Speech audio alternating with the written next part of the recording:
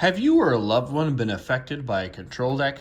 Well, if you have, hey, it's time to transfer over to one. So, yeah, we're going to be doing a Dinomorphia deck profile for you guys today. Come on over and join the dark side of the Force, because this is the way. Yes, that is a Mandalorian reference. So, first of all, guys, like, comment, subscribe. I appreciate all the love you've been giving me recently. I love this. Can't wait to do the first giveaway, and we're going to figure that out later. But I will announce that at some point somehow. I might probably do like a post, so stay tuned if you're watching the vid. Anyways, I appreciate you guys dropping by, and let's get into it. So let's go ahead and say we're going to run 2 Diplos, because that is standard, and we don't want to see this guy in our hand. But we have to run 2, unfortunately. You know, if they came with a new Dinomorphia, we'd probably play this at 1, most likely. But next up, we are playing the best one right now, which is Dinomorphia Theresia. I will say this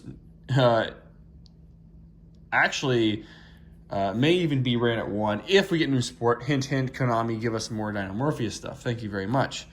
Main fusion material, you guys need to play these at this ratio. Really don't need to change it up. And then we are playing 3 Domain, which is kind of like the OG fusion card.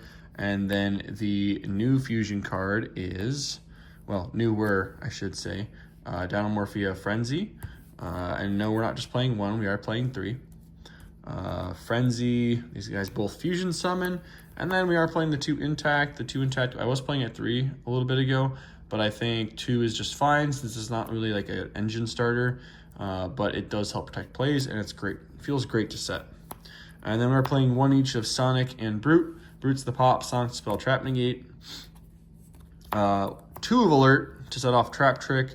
And it's a Monster Reborn. This is fine to see starting. You don't really want to see it, again, because it's not an engine piece. So don't play 3 of anything that doesn't start your engine. Speaking of stuff that doesn't start your engine, though, that's it for the engine. We're at about 17 there. And we are playing 3 of Duality. Do note the QCR, and we are working to get our other QCR, our other 2. So yeah, the Duality, I'm playing at 3 because it helps the consistency of seeing Theresia or like an engine piece. And then the 1 Demise, because for the same reason, right? You want to see cards, you want to draw them. Even if you're discarding, it doesn't matter. You just want to see your engine, mainly. And then we are playing not 1 Judgment, not 2 Judgment, but 3 Judgment. The mandatory card for control decks, right? You want to see purple, you want to see Judgment. So Judgment's insane. You always hit the biggest threat with Judgment. And then the mismatched rarities strikes. We did do a Plat Secret for all these, so don't worry, they're going to come in shiny. We'll probably do another deck profile later, but yes, the Solemn Strikes are sick. And then for more counter traps, because no, we're not playing enough counter traps, we are playing 3 Iron Thunders. This card I was a little skeptical about when it first came out, but no longer am I skeptical. This thing is insane, insanely good. The counter trap, pop in the column, you know, activating on the field. It's so good. Love this at 3. Want to see it not once per turn. You know, want to see it every single time in my hand. It feels amazing. And then we're playing the 2 Trap Trick. Trap Trick, you know, kind of the way I think about it, it's kind of like in Thrust, right? Trap Trick is like a control deck's Thrust. So you can think of it as playing ratios of, right now, essentially I'm playing 4 copies of Alert. I am playing 5 copies of Frenzy and 5 copies of Domain. Along with the other continuous or the regular traps I'm going to be playing. So that's how I think of Trap Trick. So I'm thinking, like, why wouldn't I play it? It ups consistency. And then I'm also playing 4 copies of the Ferret Flames, insane card, and then why not more counter traps? Judgment, if you're not aware what this thing does, it negates special summon, an inherent one, and then your opponent gets to draw a card, and it ends that main phase. So main phase 2, it ends the main phase 2, etc. Really good card. And then technically, again, playing like 4 kind of more toolboxy. So 2 Gravedigger's Trap Hole, and then 3 of the Soul Supreme King. Of course, we're not going to leave Soul Supreme King out.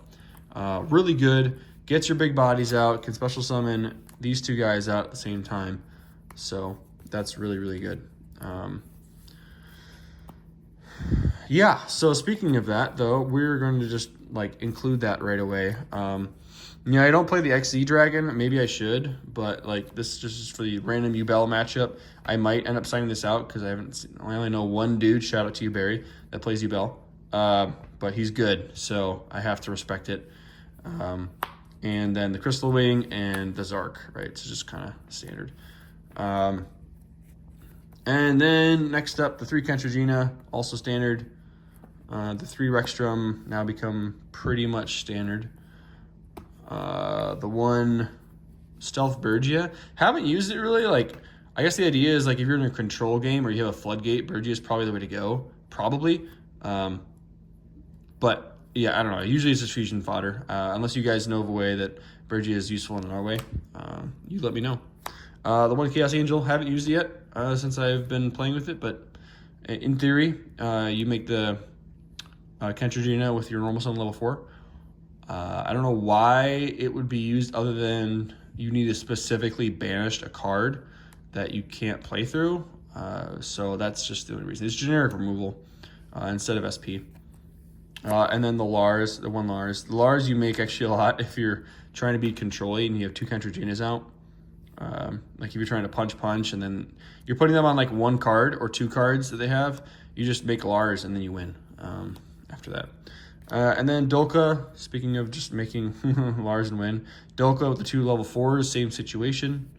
Dugaris, haven't made it yet, but like in theory, obviously it's the same if you have these 2 options and you can kill that turn and like they don't have any interaction.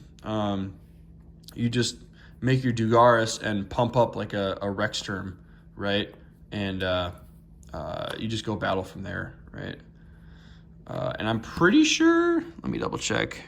Yeah, he can attack too, right? So you just pump up one of your monsters. Like, funny interaction though too is like if you Kentragina and Dugaris, and this is only losing attack equal to your life points, right? So like if you're at 500 at this time, you're at 35, you can just double the 35 attack to 7k and Dugaris still gets to attack. So it's a funny little thing, but yeah, Dugaris essentially makes Kentragina massive. And then the 1 Typhon.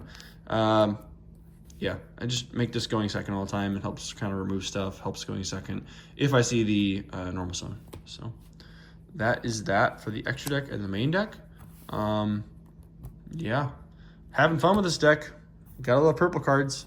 Let me know if you guys want to see any like test hands or interaction vids or anything like that. But yeah, please enjoy. Thanks for the support, and I'll see you guys next time.